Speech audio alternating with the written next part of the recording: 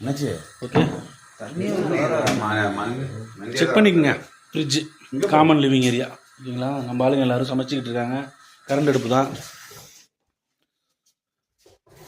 Current அடுப்பு. சுடு தண்ணி வச்சா மட்டும்தான். காலையிலே சாப்பாடு வைக்கலாட்டு குக்கரில் ரைஸ் ரெடி பண்ணிக்கிட்டு இருக்கோம். ஏன்னா இப்போ காலையில் 8 மணிக்கு கூப்பிட வரேன்னு சொல்லியிருக்காங்க. அவ்வளோதான், இந்த வீடியோவோட ஜேர்னி வீடியோ முடிஞ்சுது. என்ன வருங்க, டாய்லெட் பாத்ரூம் காமிப்போம்.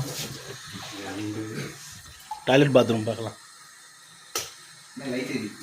ஓகே, இதுதான் எங்களுக்கான 4 பேர் உள்ள எங்கள் வீடு. 4 ரூம், 4 பெட்டு உள்ள ரூம், 2 ரூமு.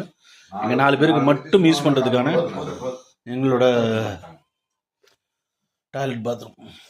வாஷிங் மிஷின் கொடுத்துருக்காங்க.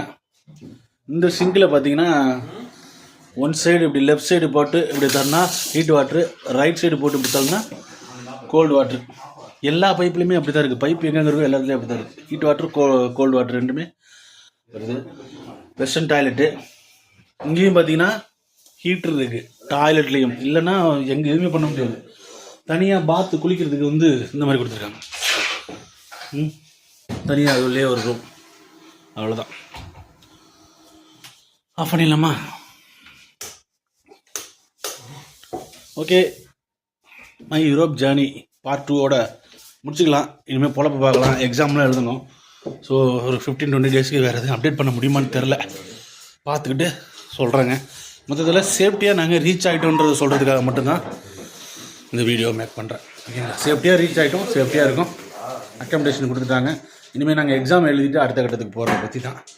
ஓகேவா, பாய் அண்ணனுங்களா, பாய் எல்லாம் சொல்லுங்கள். எல்லோரும் பாய் சொல்லிடுங்க. அப்படியே பார்த்து பாய் பாய் பாய் பாய் பாய் பாய் பாய் பாய்.